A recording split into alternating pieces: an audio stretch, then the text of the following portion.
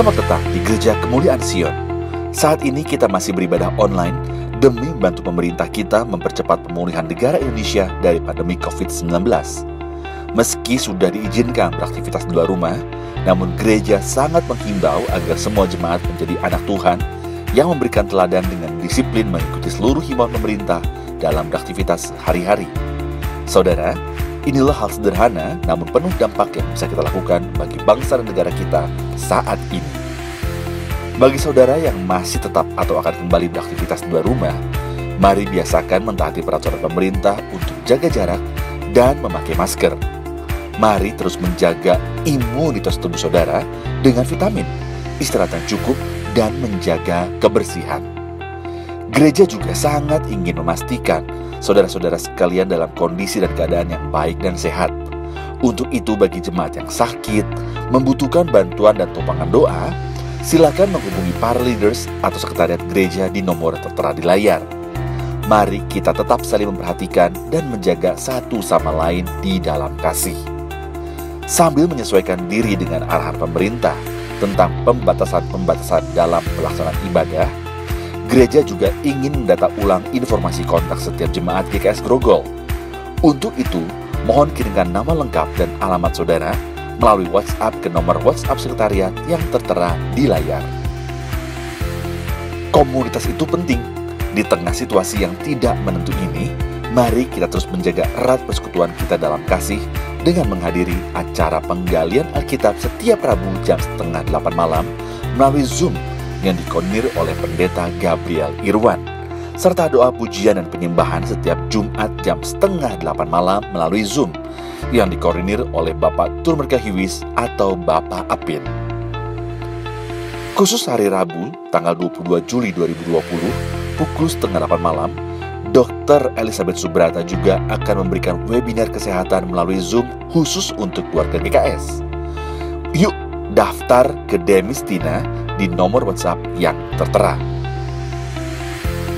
Mari kita juga saling menguatkan dengan membagikan words of hope kepada sesama jemaat yang membutuhkan agar kita tetap berpengharapan kuat di dalam Tuhan dalam menghadapi masa-masa penuh tantangan ini. Jangan lupa juga bagi adik-adik sekolah minggu, setelah ini ada ibadah sekolah minggu ya, jam 11:30 siang. Ibadah online minggu depan akan kembali dilayani oleh Pendeta Bunadi Subrata. Untuk itu jangan lupa subscribe YouTube channel ini ya, untuk selalu mendapatkan update. Berikut adalah tips mengikuti ibadah secara online. Berkumpul bersama keluarga dan jangan teralihkan dengan kegiatan lain.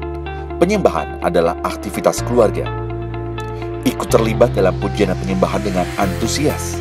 Mari mengingat bahwa kita sedang mengikuti ibadah, bukan sekedar menyaksikannya. Katakan amin, menyembah bersama, dan catat khotbah. Ambil waktu untuk berdoa setelah ibadah selesai. Mari jadikan rumah kita sebagai rumah ibadah. Serta mari biasakan mengikuti ibadah sampai akhir doa berkat. Dan minggu depan, yuk kita kirimkan link ibadah online ini ke lebih banyak orang, agar berkat Tuhan bisa disampaikan secara luas. Selamat beribadah. Salam untuk jemaat GKS FPC Grogol yang setia mengikuti ibadah online. Senang kita bisa bersekutu kembali dalam hadirat Tuhan hari ini. Saya percaya bahwa semua kita ada dalam perlindungan dan pemeliharaan Tuhan yang sempurna. Amin. Firman Tuhan hari ini akan dilayani oleh Gembala senior kita, Pendeta Bunadi Subrata. Oleh sebab itu saudaraku, mari kita ikuti ibadah ini dari awal sampai akhir, sehingga kita mendapat berkat yang seutuhnya. Amin. Amin. Mari kita siapkan hati kita memuji dan menyembah Tuhan hari ini.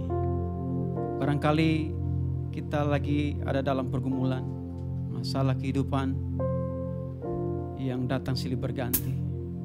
Tapi satu hal yang saya mau kasih tahu, bahwa ada satu alasan yang membuat kita tetap bersyukur dalam segala keadaan. Amin. Yaitu bahwa kasih setia Tuhan tidak pernah meninggalkan kita. Amin. Amin. Oleh sebab itu kita bersyukur saudara. Amin. Amin. Mau bersyukur hari ini? Yes. Haleluya.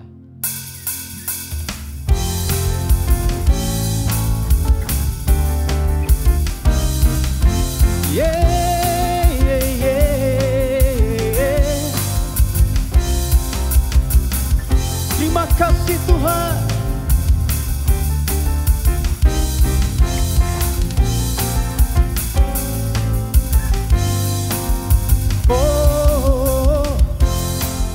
Tuhanlah kekuatan dan mazmurku, ya gunung batu dan keselamatanku. Hanya padamu, amin. Kaulah menara dan kota perlindungan. Ku mau selalu bersyukur, sebab cintamu padaku takkan pernah berubah.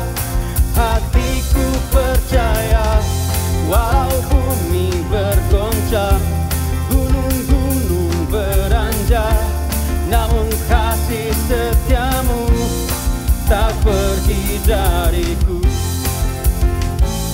Hati kami percaya, terima kasih Tuhan. Tuhanlah kekuatan dan mazmurku, ya gunung batuku. Oh, hanya padamu hatiku percaya. Kaulah menara dan kota perlindungan. Ku mau selalu bersyukur, sebab cintamu padaku takkan pernah berubah. Hati kami percaya, walau bumi bergoncang, gunung-gunung beranjak, namun kasih setiamu tak pergi dariku. Ku mau selalu bersyukur. Mari jemaat Tuhan, naikkan syukurmu bagi Tuhan hari ini. Kasih setia Tuhan tidak pernah meninggalkan kita. Walau bumi bergoncang, amin, namun kasih setiamu tak. Kami mau bersyukur Tuhan. Ku mau selalu bersyukur, sebab cintamu padaku takkan pernah berubah.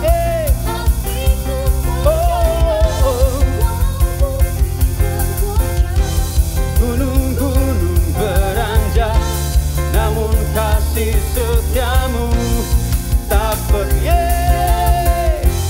Ku mau selalu bersyukur, sebab cintamu padaku takkan pernah berubah. Hatiku percaya, walau bumi bergoncang,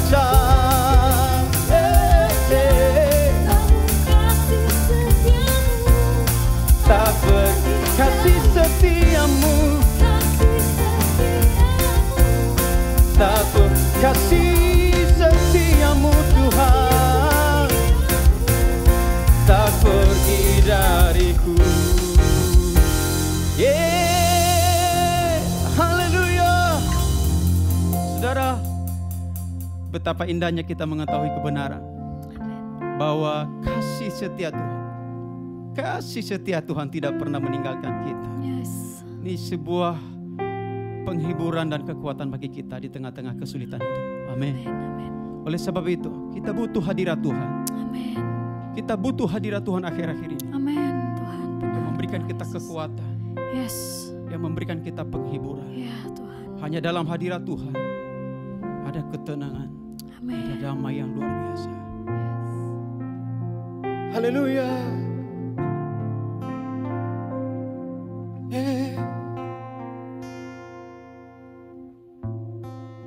Thank you, Jesus. I say my eyes upon your feet, oh Jesus. I say my heart responding to your love. I cast my feet, I surrender all to you, Lord. Here I worship you. Yeah, how I need your presence, how I need your presence, Lord. Spirit of God, draw me closer to you, Lord. Spirit of life, flowing into my heart, how I worship you. I set my eyes, set my eyes upon your feet, oh Jesus. I set my heart responding to your love. I cast my fear, surrender all to you, Lord. Here I worship you. Hey, how I need your presence. We need your presence, Lord. Hey, Spirit of God, draw me closer to you, Lord. Spirit of life, flowing into my heart, how I need your presence. Oh, we need your presence, Lord. Yeah. Spirit of God, draw me closer to you, Lord. Spirit of life, flowing into my heart, as I worship you. Yes, let it be a crown for my heart, let it out a sacrifice of praise. Let it be a worship from my heart, in my surrender. Let it be a sweet song to you. Let it be the most that I can give.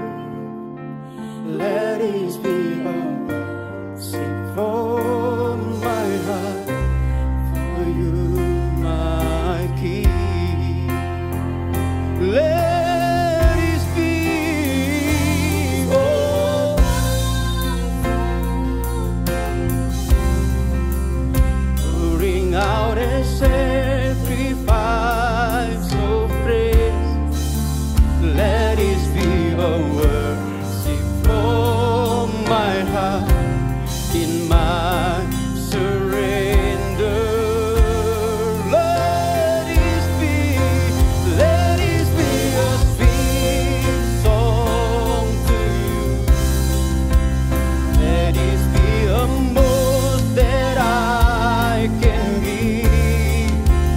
Let it be a worship from my heart to you, my King. Oh, how I need your presence, how I need your presence, Lord. Spirit of God, draw me closer to you, Lord. Spirit of life, flowing Oh, I need your presence. We need your holy presence. Hey, Spirit of God, draw me closer to you, Lord.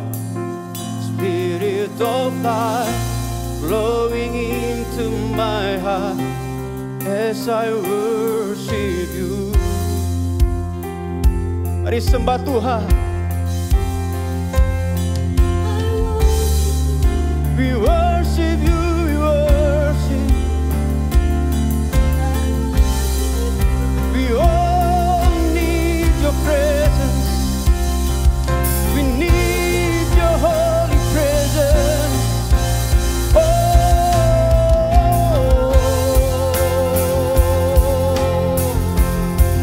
We come to worship you. We bring our sacrifice, Lord. Oh, we surrender in your presence. We all need your presence. We need your presence here, Lord. Kami sembah Engkau dalam hadirat-Mu, Tuhan. Oh, haleluya. Kami muliakan Engkau selamanya. Kami tinggikan Engkau.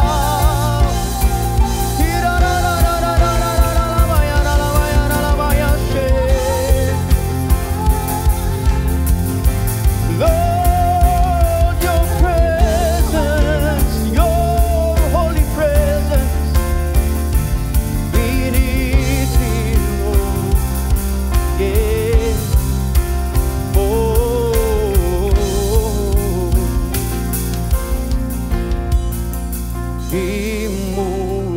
Dimuliakan, ditinggikan,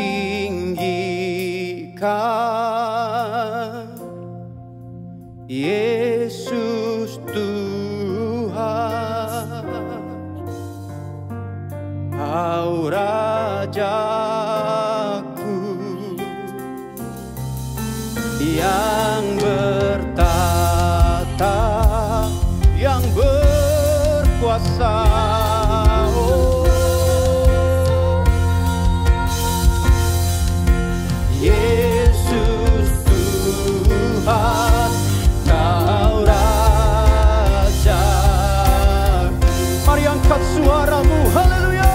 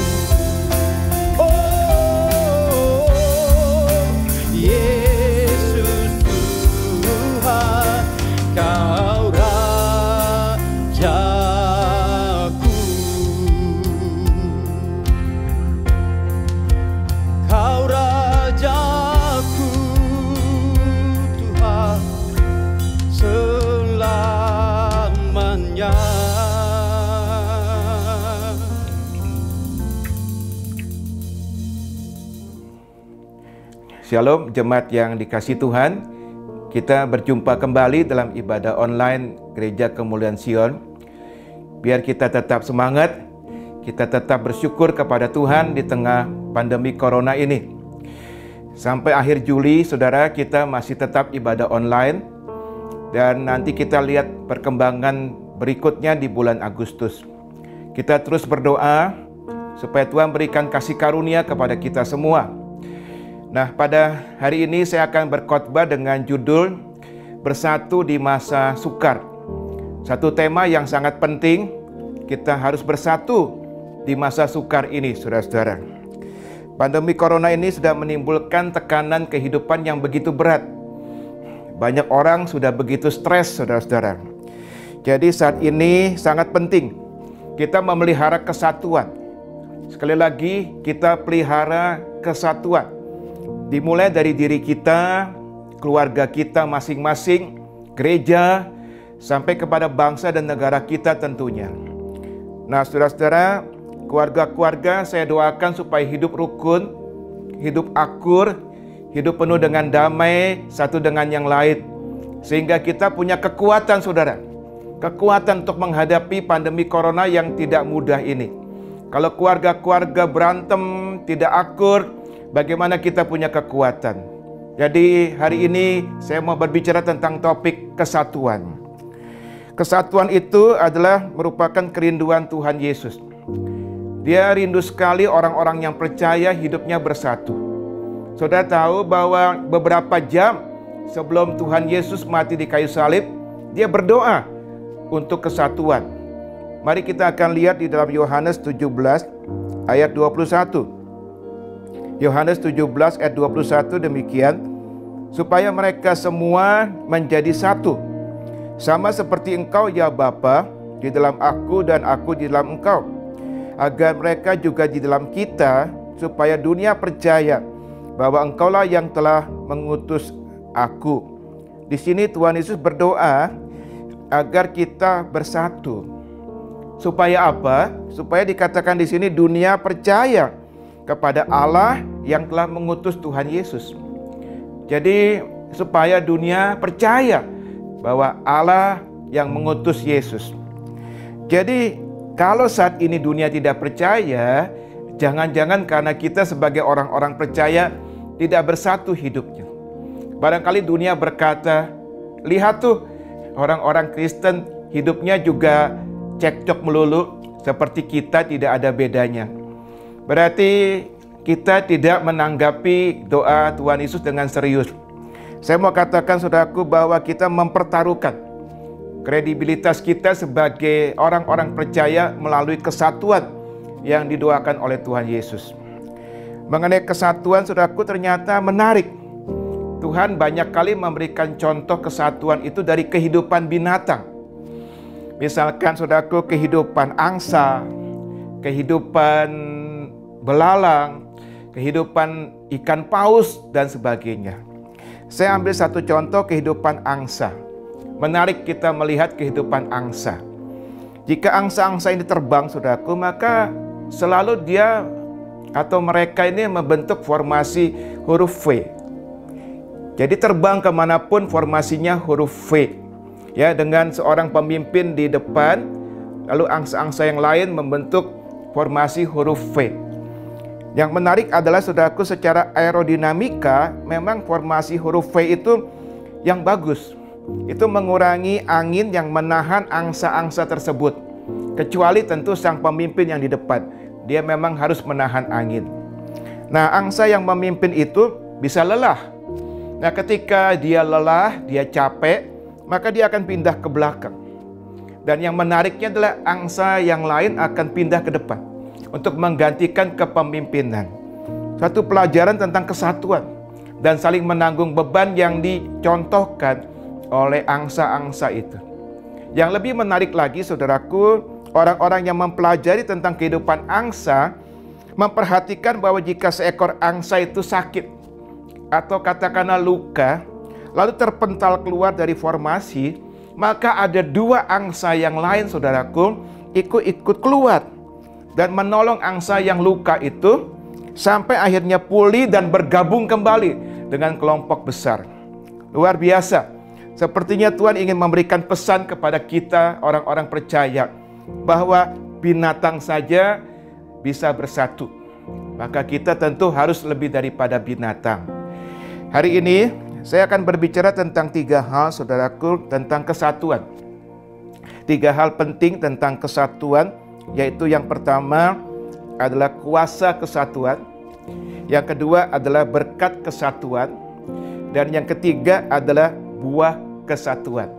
Ada 3 hal yang saya mau sampaikan kepada saudara. Mari kita lihat yang pertama, bicara tentang kuasa kesatuan. Saya akan sampaikan beberapa ayat firman Tuhan tentang kuasa kesatuan. Mari kita lihat Kejadian 11 ayat yang ke-6. Kejadian 11 ayat yang ke-6 demikian. Dan ia berfirman, mereka ini satu bangsa dengan satu bahasa untuk semuanya. Ini barulah permulaan usaha mereka. Mulai dari sekarang apapun juga yang mereka rencanakan, tidak ada yang tidak akan dapat terlaksana. Ini kisah tentang kesombongan manusia yang mendirikan menara Babel, ya, ingin menyamakan diri dengan Tuhan. Mereka ingin memberi bukti kepada Tuhan bahwa mereka bisa mendirikan menara sampai ke langit.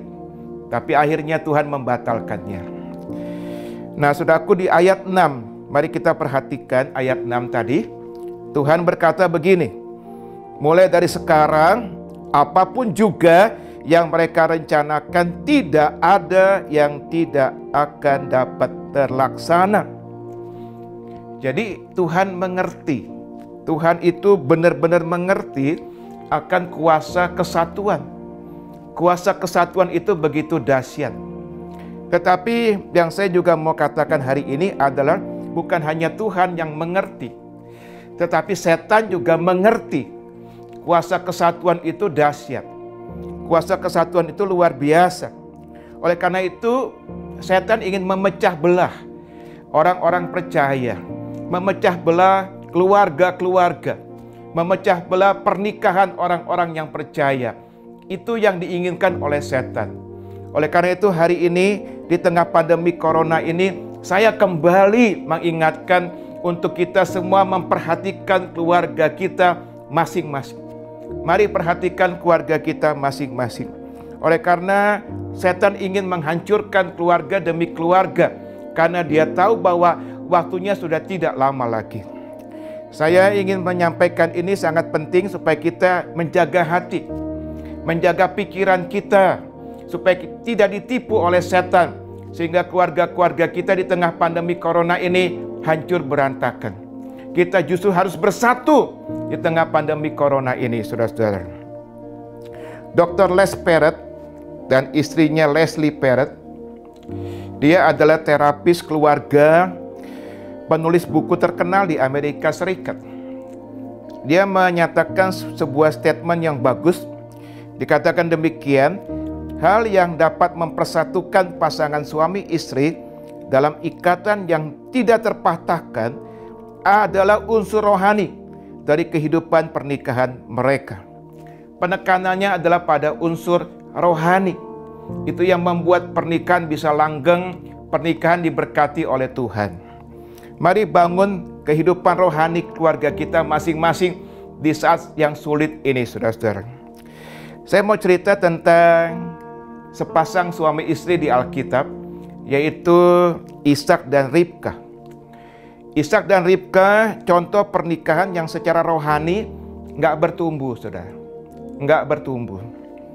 Mereka memulainya dengan baik, tetapi mengakhirinya dengan tidak baik. Sehingga menimbulkan banyak masalah dalam keluarga mereka. Ambil contoh, saya ambil beberapa contoh. Yang pertama adalah, saudaraku, Ishak lebih sayang kepada Esau. Dan Ribka lebih sayang kepada Yakub. Jadi dalam keluarga mereka ada yang namanya pilih kasih. Di mana dalam satu keluarga ada pilih kasih, pasti ada problem. Kita bisa baca dalam Kejadian pasal 25 ayat yang ke-28. Yang kedua, komunikasi antara Ishak dengan Ribka nggak jalan dengan baik. Kita bisa baca dalam Kejadian pasal 27 ayat 5 sampai dengan 17. Kita perlu perhatikan bahwa komunikasi yang buruk itu adalah salah satu pembunuh daripada kesatuan pernikahan. Makanya hati-hati dalam kita menjalin komunikasi. Yang berikut adalah Ribka adalah seorang istri yang dominan, saudara. Dalam Kejadian 24 ayat yang ke-67, di mana struktur keluarga dilanggar, tidak ada berkat Tuhan, yang ada adalah masalah. Tuhan mengajar kepada kita, keluarga demi keluarga, bahwa laki-laki, suami, ayah adalah sebagai kepala keluarga, sebagai imam, sebagai nabi, sebagai raja dalam rumah tangga. Bukan wanita, bukan istri, bukan ibu. Nah, tetapi kalau ini dibalik strukturnya sudah tidak lagi sesuai dengan kehendak Tuhan, akan jadi masalah. Yang berikut adalah Ribka mewarisi sikap curangnya kepada Yakub. Jadi karakter itu bisa diturunkan kepada anak cucu kita. Bagaimana Ribka mewarisi sikap curangnya juga kepada Yakub. Dalam Kejadian 29 ayat 15 sampai dengan yang ke-26. Saudara bisa baca itu. Yang kedua, kuasa kesatuan. Ayat tentang kuasa kesatuan yang kedua dalam Kisah Rasul pasal 2 ayat 1 sampai dengan 4. Kisah Rasul pasal 2 ayat 1 sampai dengan 4, demikian firman Tuhan. Ketika tiba hari Pentakosta, semua orang percaya berkumpul di satu tempat. Tiba-tiba turunlah dari langit suatu bunyi seperti tiupan angin keras yang memenuhi seluruh rumah di mana mereka duduk, dan tampaklah kepada mereka lidah-lidah seperti nyala api yang bertebaran hingga pada mereka masing-masing. Maka penuhlah mereka dengan Roh Kudus, lalu mereka mulai berkata-kata dalam bahasa-bahasa lain seperti yang diberikan oleh Roh itu kepada mereka untuk mengatakannya. Saudara kekasih, ayat yang tentu tidak asing lagi buat kita, kejadian di hari Pentakosta ketika terjadi kebangunan rohani yang terjadi pada gereja mula-mula. Sebelum Roh Kudus turun, perlu diperhatikan bahwa murid-murid Tuhan, mereka bersatu, mereka bersahati berdoa untuk menantikan janji Bapa, yaitu turunnya Roh Kudus. Jadi kesatuan itu sangat-sangat penting.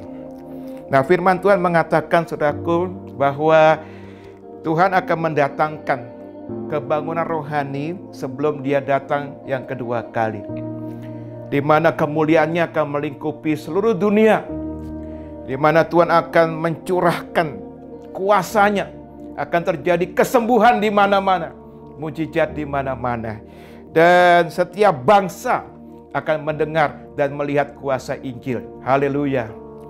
Kita harus berdoa tentang hal ini, karena ini pasti terjadi, tapi kita harus doakan. Saya ingin memperlihatkan kembali, saya pernah sampaikan ini di beberapa minggu yang lalu dalam khotbah online, tapi saya akan kembali mengingatkan kepada saudara tentang kejadian-kejadian yang sangat penting yang terjadi sebelum Tuhan Yesus datang yang kedua kali. Ada 7 kejadian penting. Yang pertama adalah kebangunan rohani di seluruh dunia. Yang kedua adalah berdirinya Bait Allah di Yerusalem. Yang ketiga, munculnya antikris. Yang keempat, saudaraku, 7 tahun masa antikris yang terbagi menjadi 3,5 tahun masa kesusahan dan 3,5 tahun masa kesusahan besar. Yang kelima adalah pengangkatan orang-orang percaya. Yang keenam, perang Harmagedon. Dan yang ketujuh, kedatangan Tuhan Yesus yang kedua kali. Perhatikan saudaraku, dalam tabel ini kita melihat bahwa munculnya antikris dan pengangkatan orang-orang yang percaya itu akan terjadi dengan didahului dengan sebuah kebangunan rohani yang dahsyat yang akan Tuhan datangkan kepada seluruh dunia ini. Jadi sebelum kebangunan rohani ada, Antikris belum muncul dan orang-orang percaya belum diangkat. Dengan kata lain, kebangunan rohani akan muncul lebih dulu. Dan kita perlu doakan ini. Ini adalah satu kabar baik buat orang-orang yang percaya. Tapi kita harus pahami. Hari ini saya mau sampaikan sesuatu yang sangat penting yang harus kita tangkap, yang harus kita pahami. Bahwa salah satu unsur yang penting untuk mendatangkan kebangunan rohani adalah kesatuan. Kesatuan itu unsur yang penting supaya kebangunan rohani yang kita nantikan itu bisa datang. Sehingga pencurahan Roh Kudus itu akan datang. Dan itu akan menjadi satu berkat besar buat orang-orang yang percaya, saudaraku. Tetapi kita harus bersatu. Oleh karena itu maka di tengah pandemi corona ini, mari keluarga-keluarga bersatu dalam doa. Gereja-gereja bersatu dalam doa. Untuk berdoa akan datangnya revival. Akan datangnya kebangunan rohani yang besar itu. Yang akan melanda seluruh dunia ini. Tapi kita harus berdoa. Jangan bosan dan jangan jemu. Bersatu, bersehati di dalam doa untuk kebangunan rohani ini, saudaraku. Sejarah gereja mula-mula mencatat bahwa pada awalnya, saudaraku, Tuhan itu menyuruh kira-kira 500 orang. Kira-kira 500 orang. Untuk jangan meninggalkan Yerusalem. Untuk menantikan janji Bapa, yaitu turunnya Roh Kudus atas mereka. Tapi kalau kita baca di dalam Alkitab, maka pada hari Pentakosta, hanya 120 orang yang menerima pencurahan Roh Kudus. Berarti ada sekitar 380 orang yang tidak mengalami peristiwa itu. Sayang sekali. Mengapa? Karena mereka nggak sabar menunggu.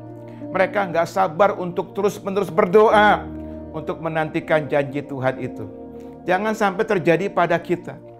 Biarlah di pandemi corona ini kita terus berdoa, sabar menantikan janji Tuhan itu, karena itu pasti terjadi. Itu pasti terjadi. Saudaraku, saya mau cerita tentang kebangunan rohani di Wales. Dahsyat sekali terjadinya. Itu terjadi pada tahun 1904 yang menjamah sekitar 100.000 jiwa dari berbagai kalangan. Dimulai dengan seorang anak muda yang sederhana. Dia bernama Evan Roberts. Bertahun-tahun dia berdoa. Bertahun-tahun dia berdoa untuk kebangunan rohani di negaranya. Setiap hari berjam-jam dia berdoa, merenungkan firman Tuhan. Dan di bulan Desember 1903, Evan melihat, saudaraku, ada tangan yang terjulur keluar dari bulan dan menjangkau Wales. Dia yakinlah bahwa kebangunan rohani akan segera tiba.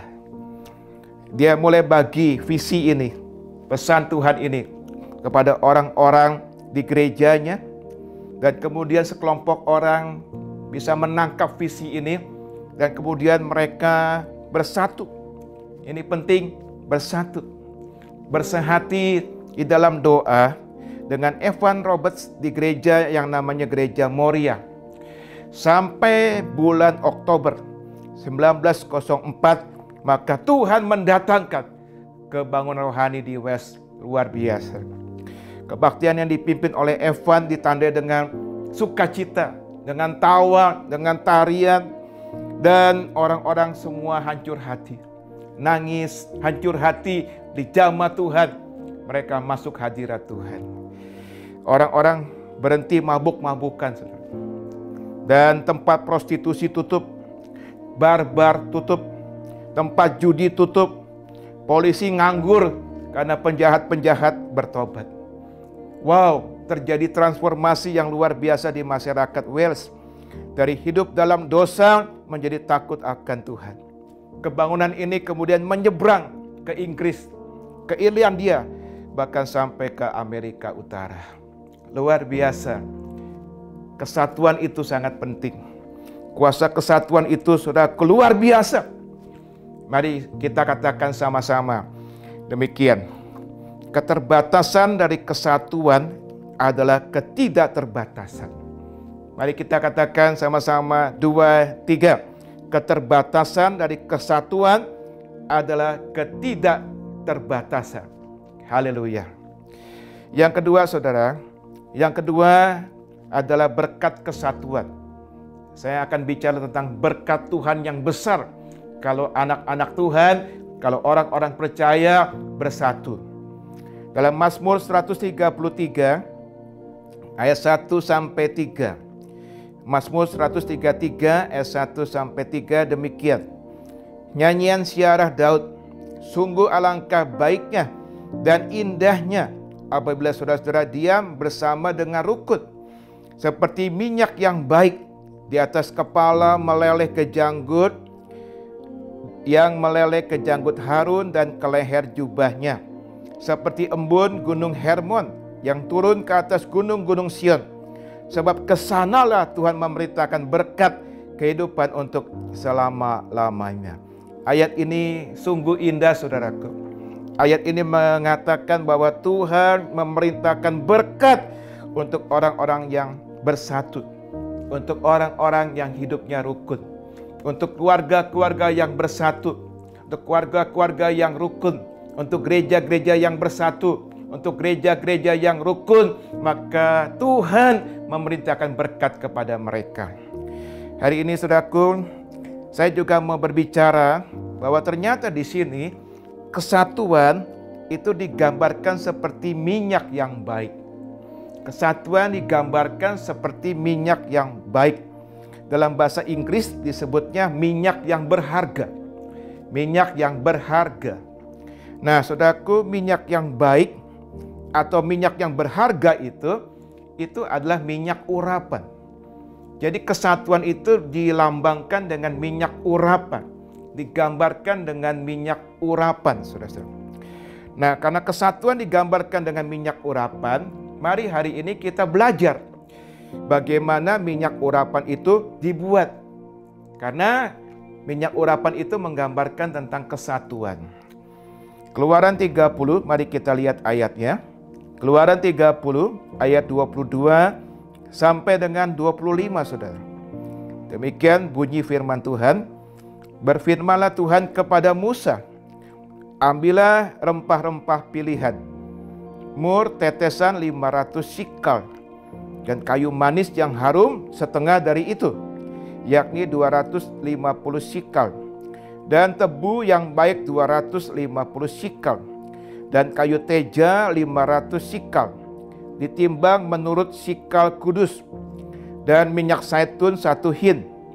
Haruslah kau buat semuanya itu menjadi minyak urapan yang kudus, satu campuran rempah-rempah yang dicampur dengan cermat, seperti buatan seorang tukang campur rempah-rempah. Itulah yang harus menjadi minyak urapan yang kudus. Haleluya. Menarik kita belajar ini, bukan? Ini adalah orang yang sedang membuat minyak urapan. Kita lihat campurannya.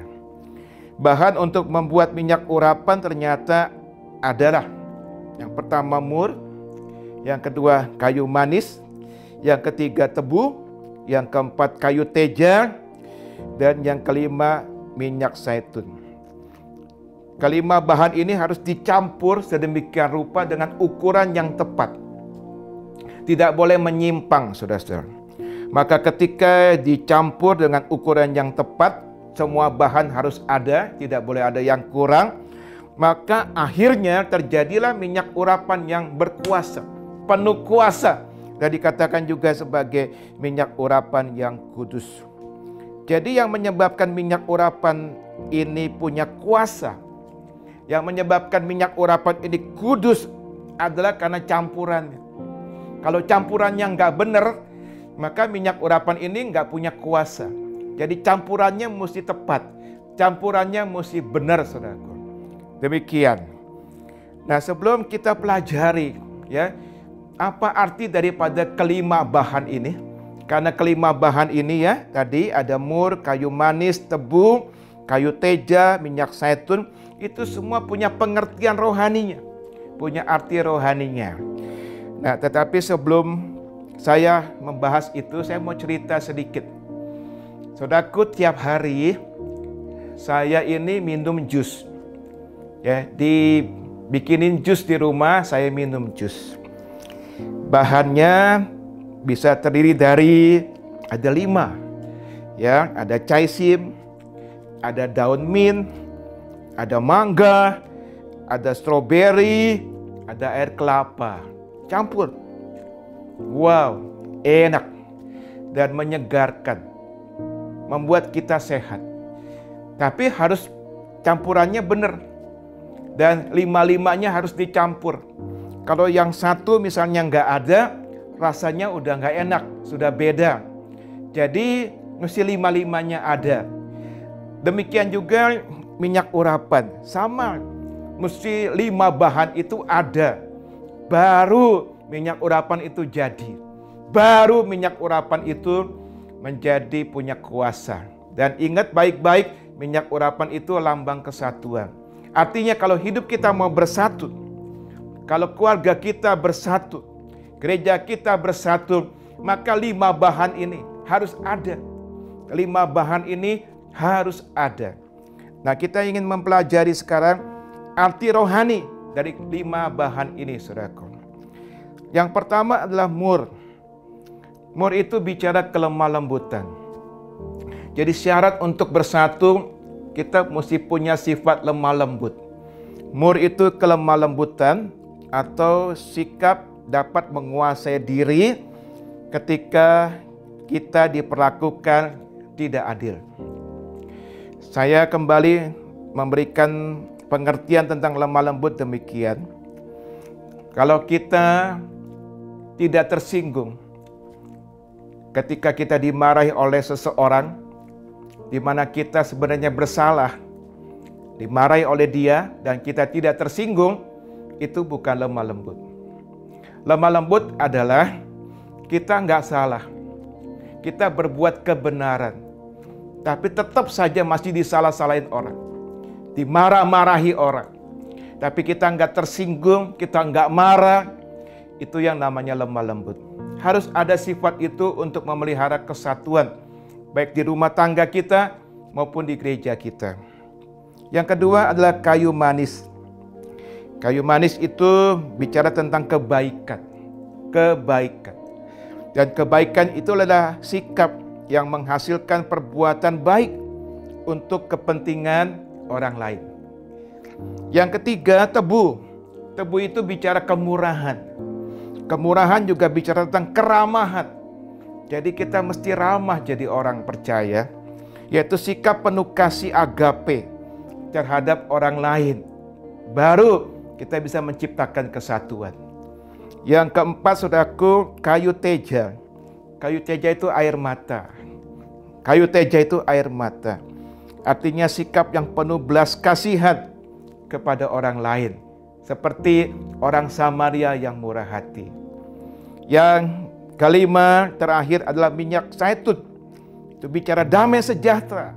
Wow, harus ada damai sejahtera di hati kita. Artinya kita harus punya damai dulu, baru bisa menciptakan damai kepada orang lain. Yaitu sikap, katakan di sini, menghasilkan kemampuan menjadi pembawa damai. Nah, jika kita punya ini, yaitu kelima hal rohani ini, maka kita bisa mendatangkan kesatuan. Jadi hari ini berdoalah kepada Tuhan, minta kasih karunia-Nya, kemampuannya, supaya berkembanglah 5 sifat ini dalam diri kita, yaitu mur, kayu manis, tebu, kayu teja, dan minyak zaitun. Haleluya. Saudaraku, mari kita perhatikan doa Daud. Mazmur pasal 86 itu bicara tentang doa Daud. Itu satu mazmur tentang doa Daud. Mari kita lihat Mazmur 86 ayat 11 demikian. Tunjukkanlah kepadaku jalan-Mu ya Tuhan, supaya aku hidup menurut kebenaran-Mu. Bulatkanlah hatiku. Perhatikan ada kata-kata Daud, bulatkanlah hatiku. Bahasa Inggrisnya, saudaraku, unite my heart, untuk takut akan nama-Mu. Jadi artinya apa, saudaraku? Daud ngerti benar bahwa kesatuan itu dimulai dari hati. Karena itu dia berdoa, Tuhan, bulatkan hatiku dulu. Demikian juga hari ini, kalau kita mau memelihara kesatuan di keluarga kita, di gereja kita, mulainya dari mana? Dari diri kita. Kita berdoa seperti Daud berdoa, ya Tuhan, unite my heart, bulatkan hatiku. Artinya hati kita mungkin belum bulat, ya terpecah-pecah. Bagaimana kita bisa menjadi pembawa damai, pembawa kesatuan. Oleh karena itu biar Tuhan jamah hati kita dan Tuhan Yesus isi dengan 5 bahan tadi. Sehingga kita menjadi pribadi-pribadi yang bisa memelihara dan menciptakan kesatuan. Haleluya. Yang ketiga, yang terakhir, saya akan berbicara terakhir tentang buah kesatuan. Buah kesatuan. Nah, buah kesatuan adalah kehidupan saling membantu. Kehidupan saling tolong-menolong. Itu hasilnya, buahnya daripada kesatuan, saudaraku. Efesus pasal 4 ayat yang kedua. Efesus 4 ayat kedua demikian. Hendaklah kamu selalu rendah hati, lemah lembut, dan sabar. Tunjukkan kasihmu dalam hal saling membantu. Hal ini terjadi di gereja mula-mula, saudaraku. Menarik kita pelajari gereja mula-mula diberkati Tuhan luar biasa di masa yang sulit, yaitu masa aniaya. Kisah Rasul pasal 2 ayat 44 sampai 45 demikian. Dan semua orang yang telah menjadi percaya tetap bersatu, dan segala kepunyaan mereka adalah kepunyaan bersama. Dan selalu ada dari mereka yang menjual harta miliknya, lalu membagi-bagikannya kepada semua orang sesuai dengan keperluan masing-masing. Perhatikan, mereka tetap bersatu. Di tengah aniaya, di tengah kesulitan, mereka tetap bersatu. Dan hasilnya adalah kehidupan yang saling membantu. Kehidupan yang saling tolong-menolong, saudaraku. Kita bisa mengikuti ibadah online ini karena ada pelayan-pelayan Tuhan yang bersatu, yang saling membantu, yang saling tolong-menolong, saudaraku, dalam kasih Tuhan. Ada WL-nya, ada singernya, ada pelayan-pelayan musiknya, ada pendoa syafaat, ada editornya, ada kameramennya, ada voice overnya, ada orang yang bikin desain, ada orang yang ngurus perlengkapan, dan lain-lain. Itu semuanya menyatu, bersatu padu, bersehati, dan mereka saling membantu, saling tolong-menolong dalam kasih Tuhan, sehingga jadilah ibadah online ini. Jadi itu buah daripada kesatuan, saling membantu, saling tolong-menolong.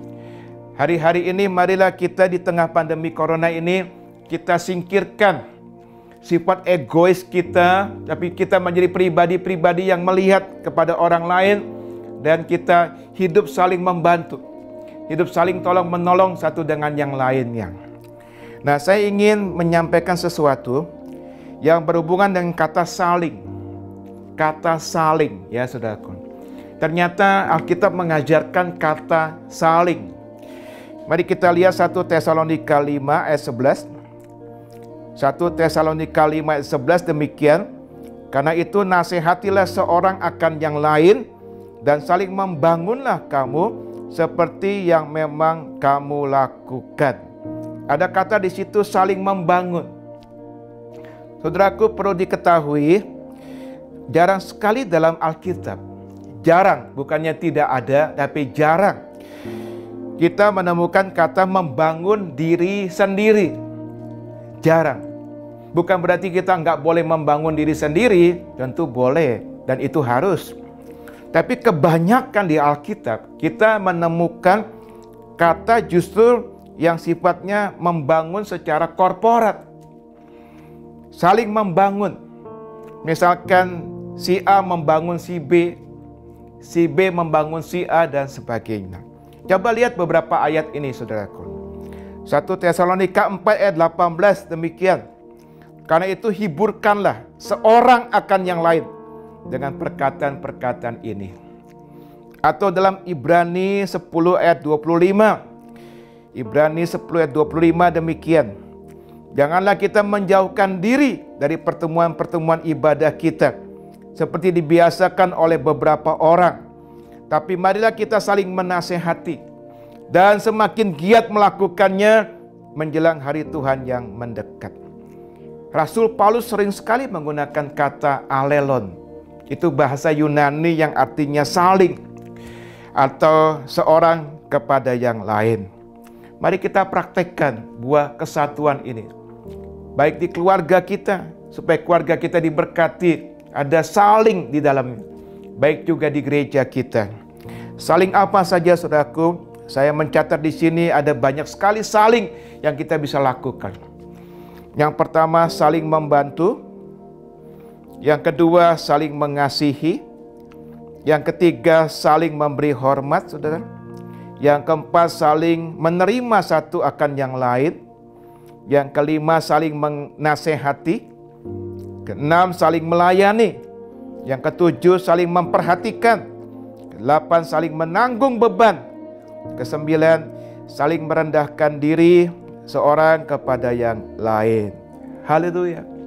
Saya mau tutup dengan satu kisah ilustrasi tentang saling membantu. Di sini saya mau bercerita ada seorang kakek yang mengajak seseorang melihat dua buah tempat di sebuah negeri, saudara. Ya. Nah, pada tempat pertama ia menemukan ada 10 orang di meja makan dengan makanan yang sangat berlimpah.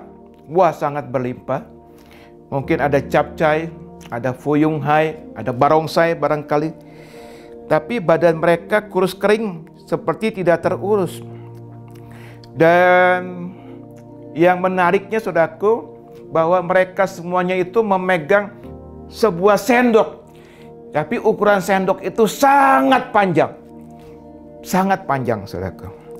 Tragis, karena ternyata di hadapan mereka begitu banyak makanan berlimpah, tapi justru mereka kurus, kering, seolah-olah mereka tidak terurus. Nah, di tempat berikutnya, kemudian dia menemukan 10 orang yang lain. Sama juga dengan 10 orang yang terdahulu, masing-masing memegang sendok yang sangat panjang. Sangat panjang. Mereka juga duduk di meja makan, tapi beda. Kalau yang pertama tadi makanan berlimpah ruah, tapi yang kedua ini makanannya sederhana. Cuma ada satu jenis makanan, sejenis bubur, dan jumlahnya juga nggak banyak, nggak melimpah. Tapi anehnya justru orang-orang di sini, yang duduk di sini, saudaraku, badannya bagus-bagus. Ya, kemudian juga kelihatan terurus. Dan di wajah mereka memancar sukacita, ceria wajah mereka. Lalu sang kakek menceritakan kedua kelompok ini. Ada kesamaannya dan ada perbedaannya. Kesamaannya apa? Kesamaannya adalah mereka duduk di meja makan dengan menggunakan sendok yang sangat panjang. Itu kesamaannya. Tapi perbedaannya adalah di kelompok pertama, 10 orang ini berusaha untuk menggunakan sendok yang panjang itu untuk mengambil makanan untuk diri mereka sendiri. Sulit sekali, sangat panjang sendok itu. Sehingga akhirnya mereka nggak bisa makan, akhirnya mereka nggak terurus. Badan mereka kurus kering. Tapi di kelompok yang kedua, luar biasa. Mereka menggunakan sendok yang panjang itu, mengambil makanan, tapi bukan untuk dia, tapi untuk kawannya. Jadi mereka saling membagi. Si A sendok makanan dia kasih kepada si B. Si B kasih kepada si C dan sebagainya. Sehingga mereka semuanya kenyang makan. Dan badan mereka semuanya juga tegap-tegap, ya. Muka mereka ceria karena mereka terurus. Di sini kita melihat, saudaraku, satu ilustrasi indahnya kesatuan. Ya, indahnya kesatuan dan kehidupan yang saling apa? Saling memberi bantuan, saling tolong menolong. Billy Graham mengatakan demikian. Allah memberikan 2 tangan kepada kita. satu untuk menerima, dan satu untuk memberi. Mari kita katakan sama-sama ya, pernyataan Billy Graham ini begini. Allah memberikan dua tangan kepada kita, satu untuk menerima, yang lain untuk memberi. Mari kita katakan bersama-sama, 2, 3. Allah memberikan dua tangan kepada kita, satu untuk menerima, yang lain untuk memberi. Tuhan memberkati kita semua. Mari kita tundukkan kepala, kita berdoa, saudara-saudara. Terima kasih Tuhan untuk firman Tuhan pada hari ini. Terima kasih untuk pesan kesatuan yang Engkau berikan kepada kami, yang menjadi kerinduan-Mu Tuhan Yesus. Ketika Engkau berdoa sebelum Engkau mati di kayu salib menebus kami dari dosa-dosa. Oleh karena itu Tuhan, kami mau meresponi ini. Kami mau meresponi kerinduan-Mu Tuhan Yesus. Kami ingin hidup bersatu di tengah pandemi corona ini. Kami ingin akur-akur. Kami ingin hidup rukun. Kami ingin hidup damai. Mulai dari diri kami Tuhan. Tuhan berikan kelima bahan yang kami sudah pelajari itu. Di dalam nama Tuhan Yesus berikan itu. Dengan kasih karunia-Mu Tuhan, kami peroleh itu.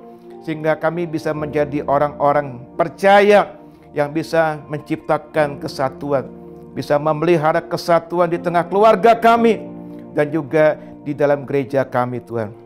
Dan kami Tuhan dengan kasih karunia-Mu akan berbuah Tuhan. Kami menghasilkan buah kesatuan. Kami tidak hidup untuk diri kami sendiri di tengah-tengah pandemi ini. Tapi kami saling membantu, saling memberkati, saling melayani, saling memperhatikan satu dengan yang lain. Tuhan, Engkau menjamah yang sakit. Umat-Mu yang sakit Engkau menjamah Tuhan. Hari ini biarlah yang sakit Tuhan sembuhkan. Oleh bilur-bilur-Mu sakit penyakit telah disembuhkan oleh Tuhan. Biarlah kami tetap bersuka cita. Kami tetap bersyukur di tengah-tengah masa sulit ini. Karena kami percaya Engkau tidak pernah meninggalkan kami. Engkau selalu beserta dengan kami. Terima kasih Tuhan. Terima kasih. Dalam nama Tuhan Yesus, haleluya. Amin. Saudaraku, barusan saja kita mendengarkan kebenaran firman Tuhan yang luar biasa dan saya percaya memberkati kita hari ini. Amin. Saudara, kita butuh kesatuan hati di tengah-tengah kesulitan hidup. Bangsa kita memerlukan kita untuk berdoa, bersatu hati, membawa bangsa ini di hadapan Tuhan. Biar pemulihan, biar kesembuhan tercurah untuk Indonesia. Mari kita bersatu hati berdoa, menaikkan suara kita di hadapan Tuhan. Kasih Tuhan. Kau Tuhan Maha murah hati,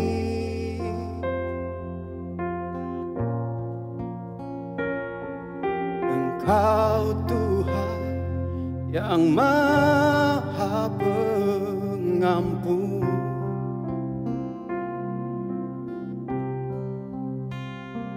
Tak pandang kami dalam kemarahan-Mu, sebab murka-Mu tak untuk selamanya.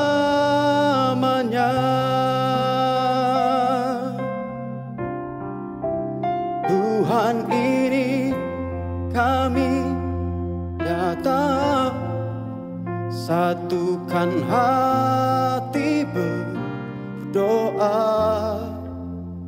Dengar Tuhan ratap tangis, jeritan hati bangsaku. Tuhan, ini kami datang, mohon belas kasihan-Mu. Sembuhkanlah, pulihkanlah lawat Indonesia, bagi kemuliaan-Mu.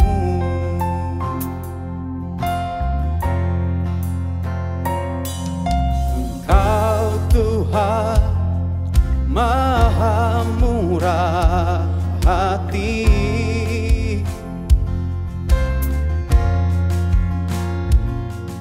Engkau Tuhan yang Maha pengampun.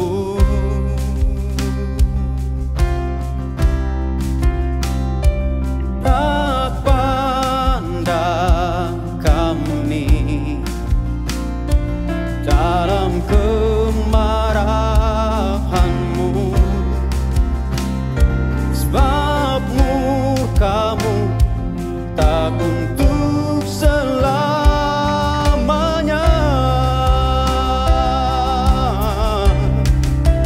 Tuhan, ini kami datang, satukan hati berdoa.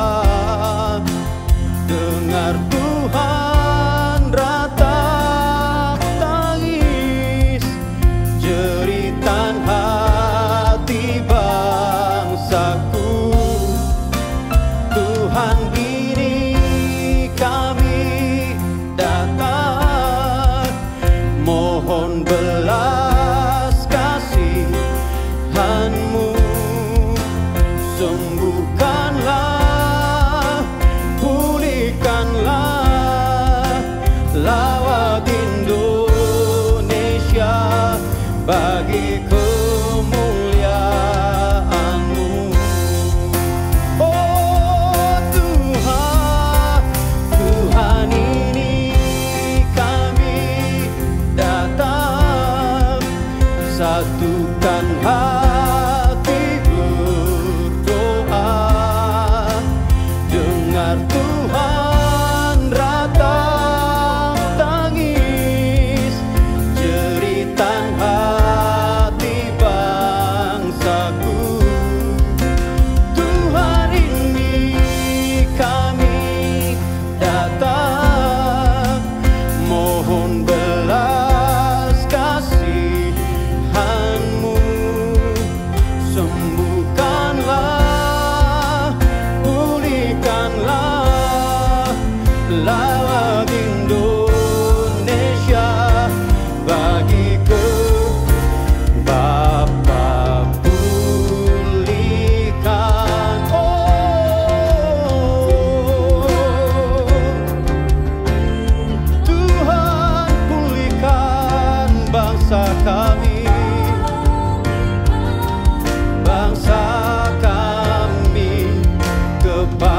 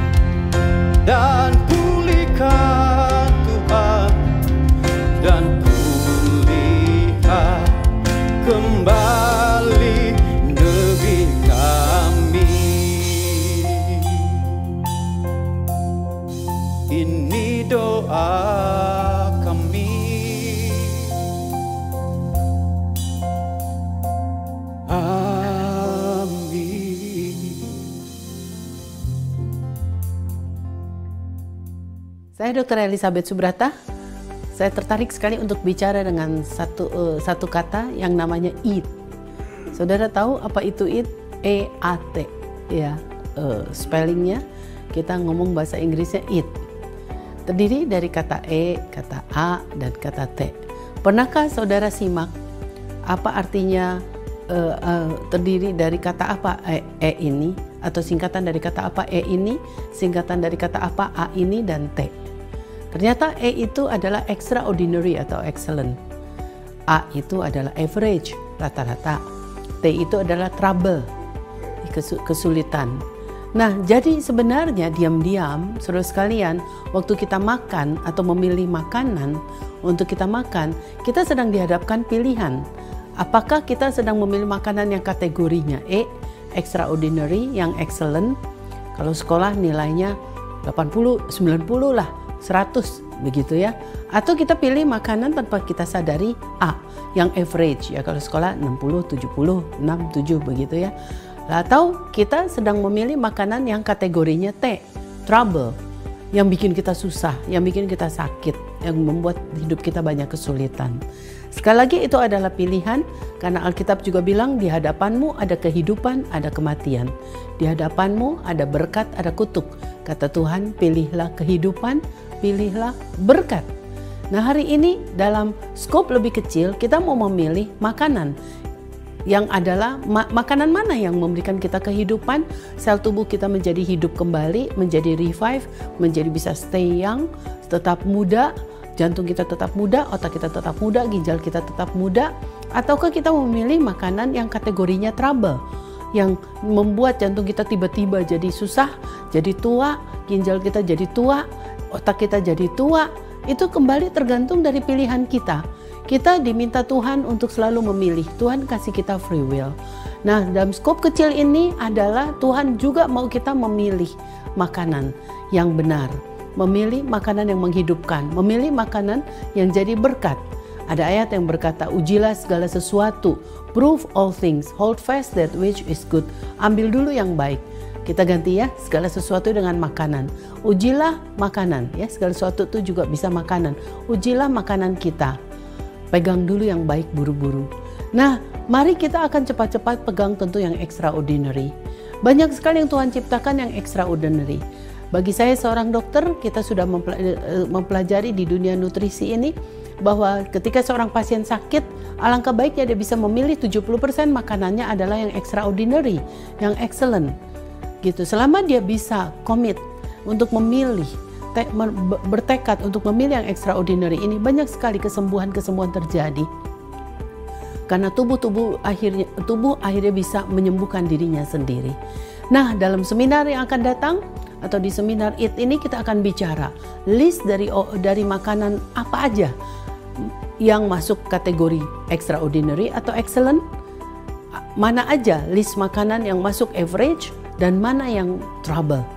Menarik sekali, mari kita mau pelajari supaya kita bisa memilih tentu yang excellent, memilih yang baik, memilih yang menghidupkan, sehingga akhirnya umur panjang ada di tangan kanan kita dan di tangan kiri kita masih kaya dan terhormat. Itu adalah janji Tuhan buat kita semua yang harus kita terima. Terima kasih, Tuhan memberkati. Tahukah saudara ada hubungan yang erat antara makanan dan imunitas tubuh? Pandemi COVID-19 ini mendorong kita untuk memikirkan baik-baik konsumsi makanan kita yang penting untuk meningkatkan imunitas tubuh saudara untuk menangkal virus secara alamiah. Penting bagi kita untuk cerdas memilih yang kita konsumsi dan merawat keluarga kita untuk tetap sehat dalam beraktivitas. Yuk, hadiri webinar kesehatan melalui Zoom bersama Dr. Elizabeth Subrata, Rabu 22 Juli 2020, pukul 7:30 malam. Hubungi Demistina melalui WhatsApp untuk mendaftar. Mari kita berdoa. Bapa, di dalam nama Tuhan Yesus, siang hari ini kami datang kepadamu mengucap syukur untuk segala kasih-Mu Tuhan. Terima kasih Tuhan buat anugerah-Mu, penyertaan-Mu. Saat ini Bapa, hamba berdoa untuk gereja kemuliaan Sion. Kiranya Tuhan memberkati Bapak Gembala Senior, Bapak Bunadi, dan Ibu Elizabeth. Kiranya Tuhan Kau limpahkan ya Tuhan kesehatan yang prima, Kau berikan ya Tuhan kekuatan, Kau berikan ya Tuhan anugerah-Mu kepada hamba-Mu ini Bapak. Terima kasih Tuhan, Kau berkati juga para pekerja-pekerja di GKS, kiranya Engkau memberkati kesehatan para pekerja dan juga Kau limpahkan berkat-berkat bagi mereka Tuhan. Jauhkan dari segala penyakit yang hari-hari ini Tuhan. Kami percaya pertolongan-Mu selalu nyata dan sempurna. Hamba juga berdoa untuk jemaat-Mu, kiranya Tuhan memberkati jemaat GKS yang ada di Jakarta maupun di luar kota. Tuhan, Kau sertai mereka semua di dalam langkah-langkah mereka Bapak. Kau berkati mereka dan Engkau juga mencukupkan kebutuhan yang mereka butuhkan hari-hari ini Bapak. Hamba serahkan semua di dalam tangan-Mu, dan hamba percaya berkat-Mu selalu menyertai mereka. Dan hamba juga melepaskan ya Tuhan berkat shalom kepada bangsa Indonesia, untuk warga dan rakyat Indonesia ini ya Tuhan. Kiranya Tuhan menyertai, melindungi bangsa Indonesia. Engkau berikan ya Tuhan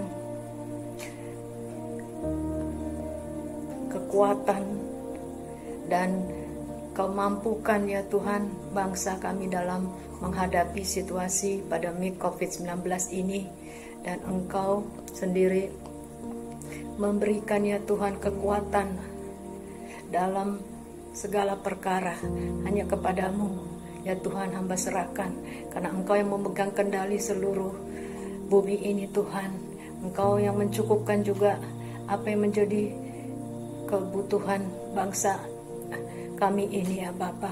Hamba serahkan ya Tuhan bangsa kami dalam tangan-Mu. Hamba berdoa untuk Bapak Jokowi sebagai presiden ya Tuhan, dan Bapak Ma'ruf Amin sebagai wakilnya.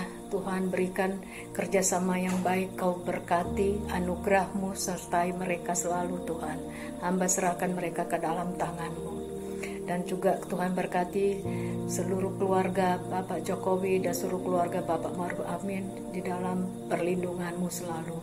Bapak, hamba berdoa juga untuk TNI dan Polri yang menjadi garis keamanan perlindungan atas bangsa Indonesia ini. Tuhan, Kau berikan roh takut, roh yang sungguh-sungguh mereka menjalankan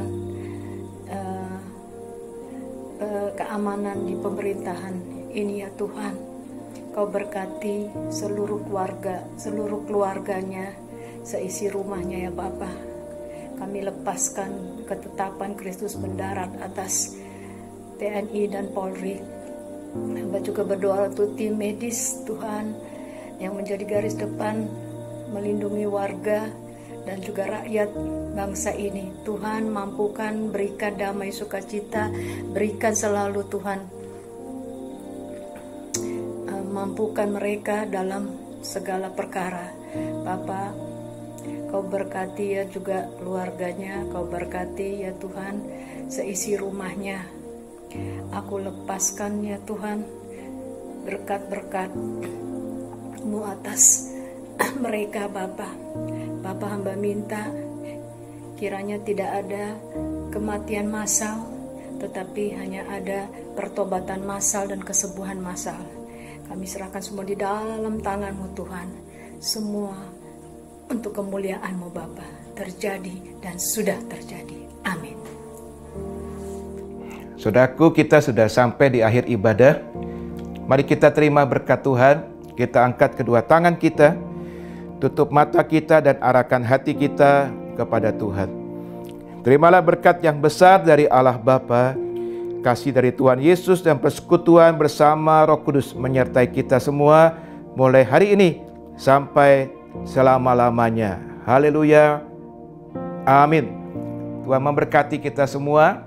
Tetap sehat, tetap semangat, selalu bersyukur kepada Tuhan, dan sampai jumpa di ibadah online berikutnya.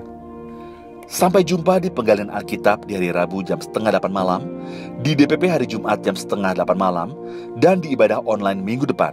Dan nantikan juga Zoom Kesehatan bersama Dr. Elizabeth Subrata hari Rabu 22 Juli 2020 pukul 7:30 malam.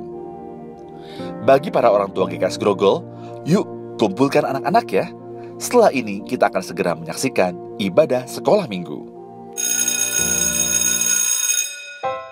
Kita berdoa di sini. Siapkan adik-adik Alkitab, adik-adik. Pagi-pagi bangun, saya mau ibadah.